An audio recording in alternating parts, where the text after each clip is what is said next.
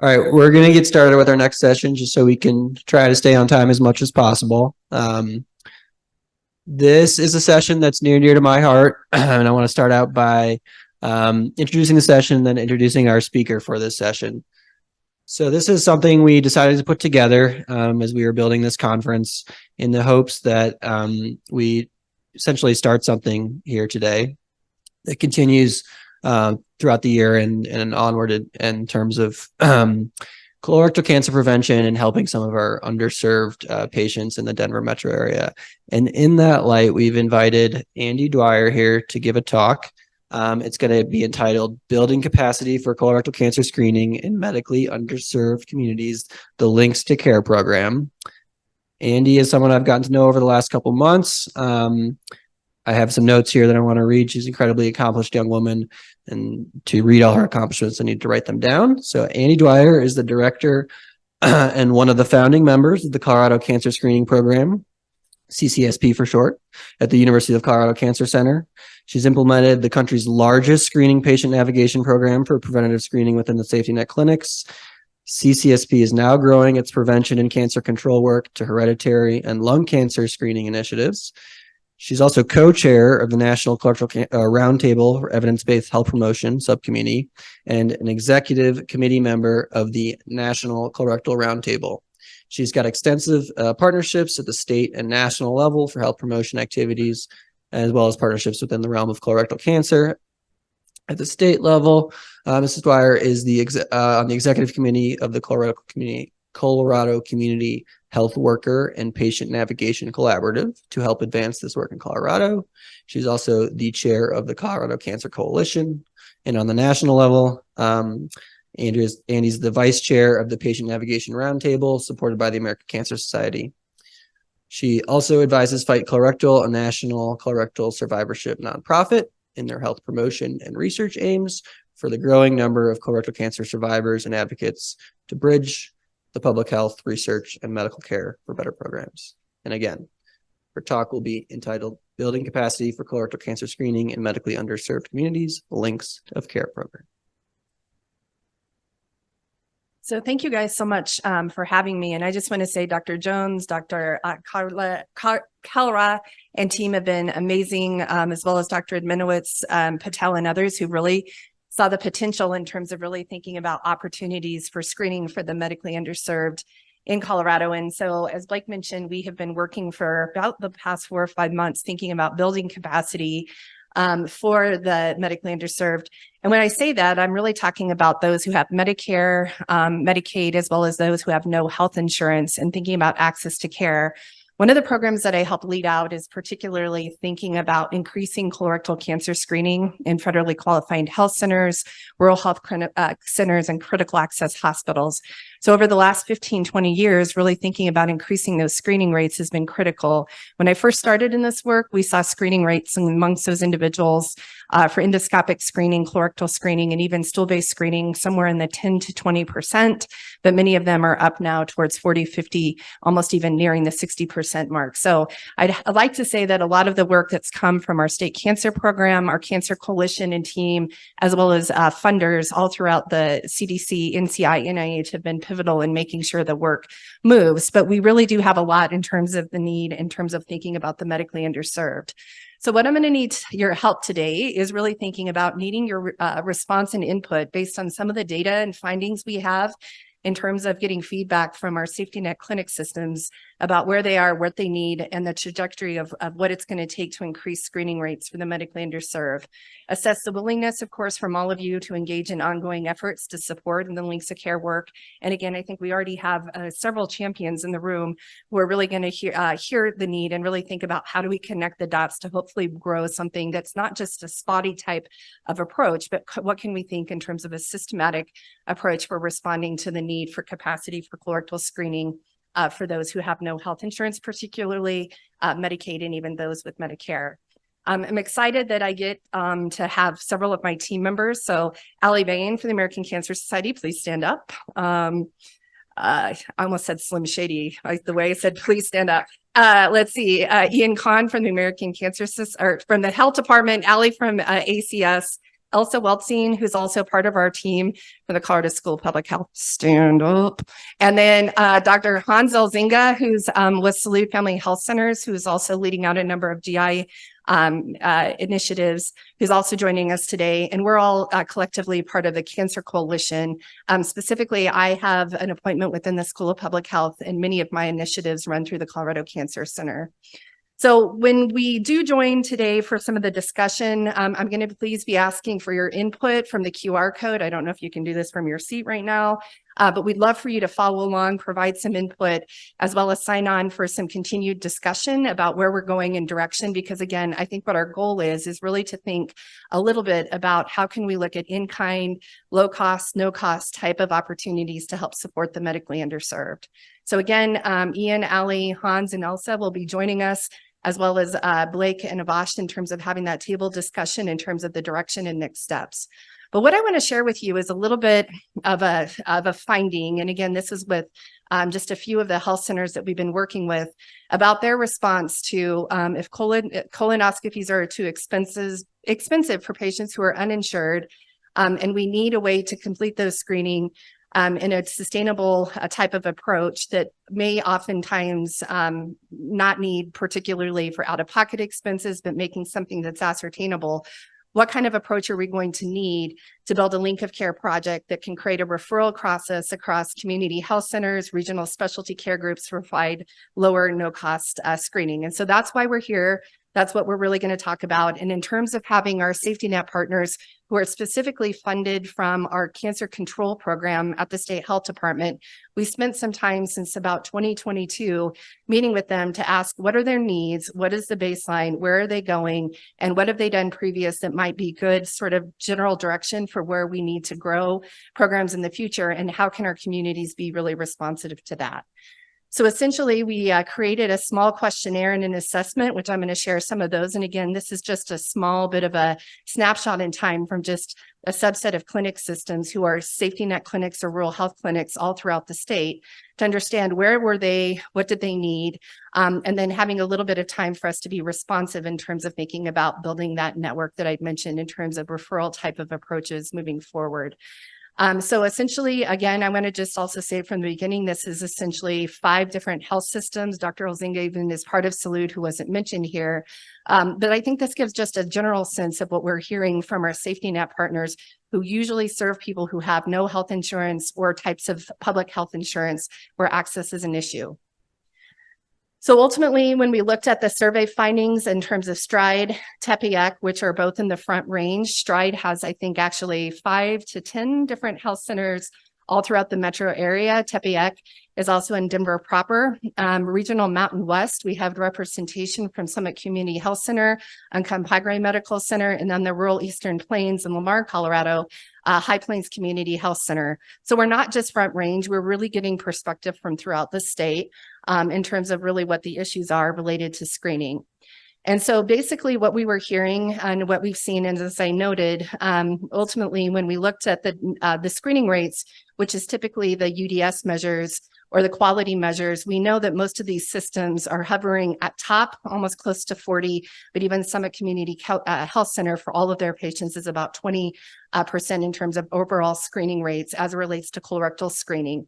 We know the percent uninsured population for those who are seen in those clinics are usually upwards of either a quarter, sometimes almost a half, in terms of they have no insurance at all. But then Medicaid is typically the driving type of insurance type.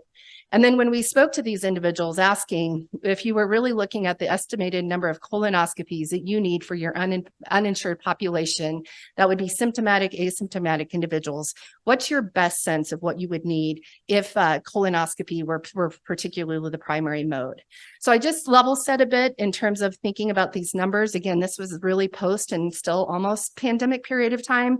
We know ultimately what that need is, probably still hovers, but we're also finding other types of opportunities to screen asymptomatic patients, such as stool-based screening approaches, really looking at systemic approaches to others beyond colonoscopy. But I think the big question for this group is, particularly if those people are symptomatic, have stool-based testing, what are they doing with those referrals? So when we also look at ultimately your current need for colonoscopy by year for the responses, and again, I think this one would specifically for screening and diagnostic. But if you're looking specifically at colonoscopy, I think this one was particularly for colonoscopy for the symptomatic individuals. We get a little bit of a varied response about what does that need. But again, I think one of the things we're really trying to work with these systems are really thinking about all the types of screening modalities that are available, understanding who are high risk because of symptoms, signs, symptoms, family history, as well as those who might actually be positive for stool-based testing, and when do we need to really prioritize colonoscopy. So one of the things that we'll be settling in and continuing to work on those with those groups is really making these linkages. So for those 5 to 6 different health systems who are part of specific grant program, we're using this data, we're using the information to make those regional connections with a specific number of endoscopy groups so that we can really help think about that response. But I think one of the things is that this is just a highlight of those that really need the services. We essentially right now through several of our other programs are working to 20 to 30 health systems. And so we really want to think about how we're responsive using this kind of data, again, to build that infrastructure. So in terms of referral processes, we all heard that, of course, that referring for Medicaid and Medicare patients is the same process typically as privately insured, but the delays for Medicaid patients can be excessive. We know that about 3/4 of them required a different referral process for uninsured patients. So particularly really thinking about using this stool-based testing for uninsured and really thinking about prioritizing those individuals who are positive. There's currently also a freestanding program called Colonoscopy Assist that's been a little bit hit and miss in terms of finding linkages for low-cost individuals for people who have extensive issues paying out of pocket. And then some of the patients use the funding that they do have in terms of paying out of pocket for free or for reduced cost screening, which we'll talk a little bit about what we know about those costs. When we've talked to the 5 systems about what for referral components can be approved upon, I think that there was some really interesting things that they feel that they can sufficiently identify a patient who needs screening, which I think is great because we're seeing stronger implementation of the EHR records, scrubbing charts, really identifying who's eligible, knowing that colorectal cancer screening is now a priority for FQs and critical access hospitals, I think is great. They're doing a better job of identifying who are specialists in the community, thinking about those referrals and thinking about the preparation. But I think the area in terms of seeing that process and improvement in terms of referrals, as well as getting information back about screen, is still sharing the results of colonoscopy and then ultimately thinking about those referrals for diagnoses. So I still think, there's some areas where we need to identify, thinking about those specialists, making those connections, but we're also, I think the highlight is doing quite well as it relates to really thinking about CRC and identifying patients where I would say when I first started in this business, that was something that wasn't on many patients' radars, or many different providers' radars. So when we actually then talked further with folks around this idea of this continuum of referral and what it means to be screened by colonoscopy, attend the colonoscopy, and then thinking of those and those referral for treatment. Again, the strengths, we're identifying those people working internally and referral to get patients prepped and transported, but the locations who will accept uninsured patients still remains a little elusive. The staff capacity post-COVID and receiving those reports and having those referrals for treatment, again, are kind of the areas where I think many of us at UC Health with Dr. Adminowitz, Dr. Patel, Dr. Jones, and others have really helped us think about some strategies for building that capacity. When we actually also spoke with these health centers around what are the challenges related to scheduling and completing a colonoscopy, transportation still seems to be an issue, particularly those who are rural and frontier. But even in the metro area, when we think about sedation and we really think about that need for having someone accompany, that still remains a bit of an issue. And then, of course, thinking about that geographic distance insurance and some of the communication challenges. And I would also say that in terms of utilizing particularly translation, interpretation services for Spanish-speaking individuals, but also for Russian, French, and a number of languages still come up as areas that we need to be responsive. We did ask the systems of ultimately if they'd received donated or in-kind services for a colonoscopy. The blue is in the past, the green is current, and have never received. I think the one thing that we have to also really be critically thinking about is that if we're looking at setting up programs for capacity, that it's not just about the physician time. It's It's not just about doing the scope. It's also thinking about those referrals and also for paying for the pathology, the anesthesia, treatment, and adverse events. And then ultimately, I think where we've seen some great success is that transportation, ACS, other groups have done a great job in providing support, grants like mine, as well as in the past, there's been some good opportunities by gastroenterologists and others who've actually provided that support. But again, I think if we're really going to be thinking about putting a program together, it has to be thinking about the physician time, as well as also thinking about the time it takes for the institution facility, as well as the pathologist, anesthesia, and any adverse events. So other states have set up these type of referral systems in terms of low cost or no cost donation programs. Some of the components we were asking for what were some of the facilitators in terms of looking at strongly agree that these were in place to get something and moving. And ultimately, the idea of leadership and having physician support internal seems to be something that people really feel strongly about.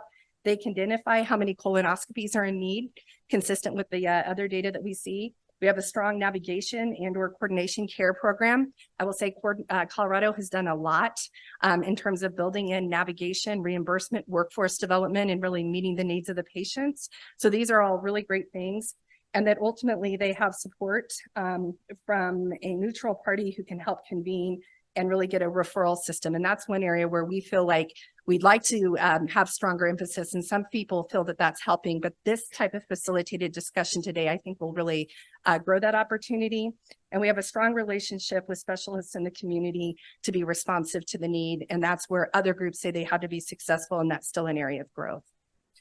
So key takeaways, again, money and funding is a primary barrier for uninsured patients, as we all know. Many have colonoscopy assist for free or reduced colonoscopy pricing, but still that can be more than most patients can afford out, and we can talk a little bit about those costs. Specialty care centers are experiencing staff and capacity shortage due to COVID-19 pandemic, and I know even with the insured population, there's still a bit of a backup.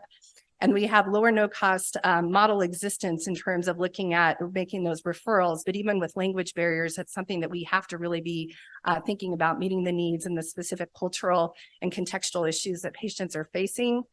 There's no other options for those cancer diagnoses, and challenges with transportation out of the area can definitely be part of the problem. And then ultimately, thinking about those screening results and getting those results back from specialty providers and endoscopy and pathology labs to know about next steps is an area that we think that we can really help provide some support. We do know that there are opportunities to learn from our breast and cervical partners in terms of what they've developed, as well as other programs, again, that have been set up all throughout the country.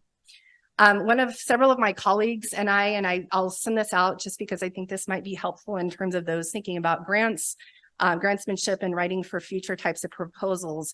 One of the things that we did try to do is really match the needs based on the policy, community, organizational, and individual level based on this, really the socio-ecologic model.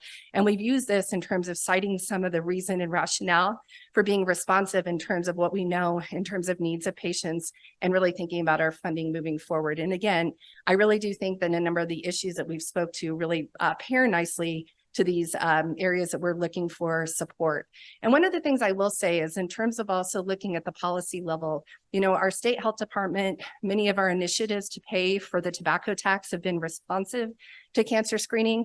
But over the period of time that ACA has been implemented, not many of those any longer will provide for direct services, but yet that's an exceptional area where we still have gaps, and we want to be responsive to that. And that's something that I think we've been really sharing with policymakers and others, that this is great and we can set up infrastructure, we can set up support in kind to a point, but we're still going to need some undergirding to make sure that this population has an opportunity to be seen with providing infrastructure for all of you in our FQHCs to be able to create linkages.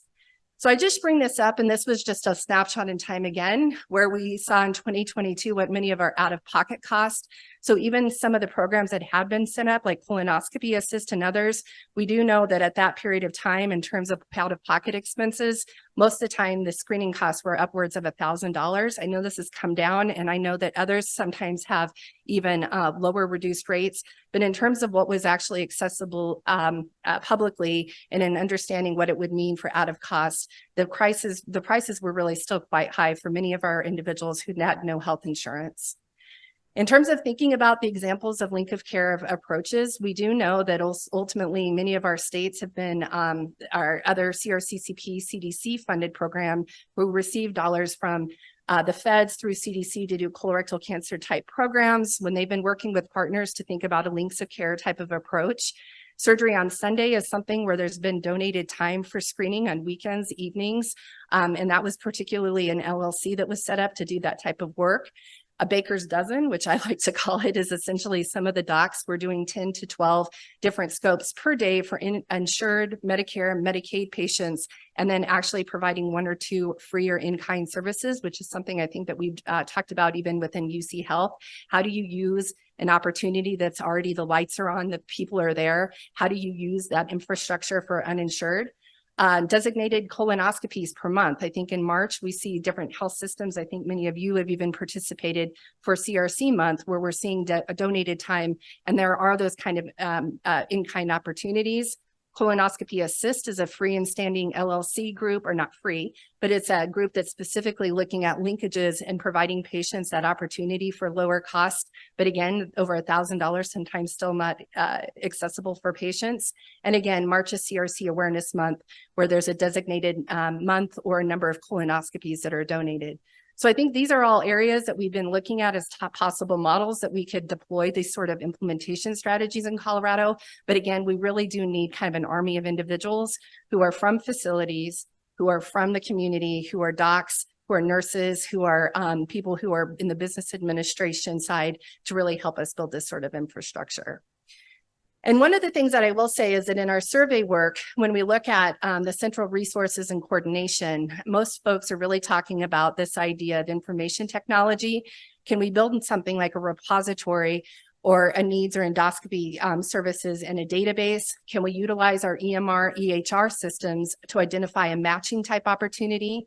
Do we have synergies with other and existing programs?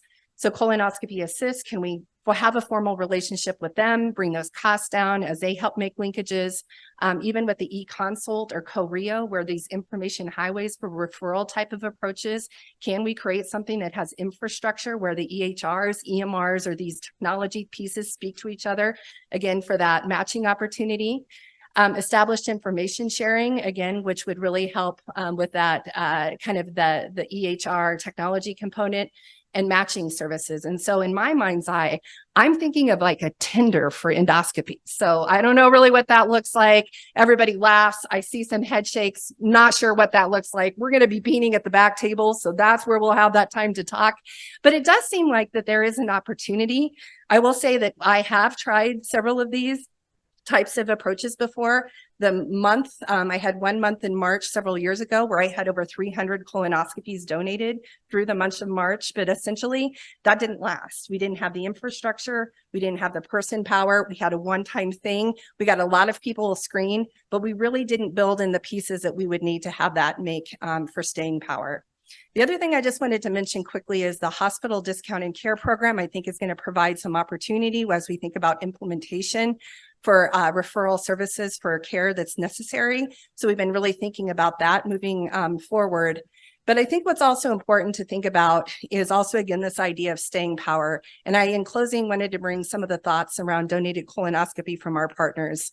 So it'd be best to have a website or a portal for a local donated colonoscopy service, connecting uninsured patients to donated screens for discounts available in their geographic area. And with characteristics like procedure cost, or if information and the discounts available, what they need to do apply, language is available, and if interpretation is available, how the patient would assess interpretation if materials are available in Spanish as well. I'd also like to know if they participate in co-RIO or how we could easily access the records. Matching needs with availability is a challenge. Could be there an external site or something to put in on our radar, or having a screen to reach out to someone when they have an uninsured patient in need of colonoscopy. Is there a concierge service, and that could exist? Could this be helpful? And again, that whole idea of what can we use for information highways. So again, I think one of the things that we're hearing is essentially that we really think about the donated screens. There's a lot of will, there's a lot of potential. I think hearing from many of you, this is an area we'd like to think critically. But I'd really love to have some time, and I think Dr. Jones will share with us a little bit about our next steps. What we'd really love in the takeout time, next steps in terms of this conclusion of the session is what feedback do you have about the information we presented? What information would you like to know if we're building these sort of programs, or if you would be involved in donated type opportunity? What approaches would you recommend to help provide free or low cost screening? And would you be willing to join our efforts? And I think Ian had a good question. What does that mean? If you'd love to sign up today to be one of those providers who might provide direct services, if you know the facility would like to be involved, that's great. That's a big ask. But I think what you were interested in is, would you like to follow along with us and thinking about being responsive to this as we grow that infrastructure? And whatever that looks like, we'd really love your support. So Blake, I will have you give us our next direction. And thank you guys so much for having us. I know we're a little bit outside the box, but we really appreciate the time on the agenda. Thank you. Yeah, thanks so much, Andi, for coming, and for everyone else in the back. So with about 20 minutes or so we have left before our next session, we really want to use this meeting and then this session specifically as a launching point, really for coalition building. So we have seen that there's some people doing some amazing stuff in our community, really trying to help patients who need help, but they can't do it all on their own. And there's some of us in this room who potentially have the capacity to provide some of that help. And so for the next 20 minutes, everyone will be in the back. Andi mentioned who they are. We'll have opportunities for you to interact with them, and then also just essentially sign up to continue to learn more, continue to have this discussion, and to really continue to figure out how we might be able to solve some of these issues. We're not asking for people to sign up to do that themselves today, but we really want to start a discussion that then is maintained and hopefully develop something in the community that's sustainable, where we can really help these patients. So I'll leave it there. Again, people will be in the back. If you're someone from one of the community groups in the Denver metro area, or if you think you have any other way you might be able to help, or you just want to learn more, please come join us. Thank you. And we'll resume with our next session. What time is it? 10:30. Sorry, 10:30.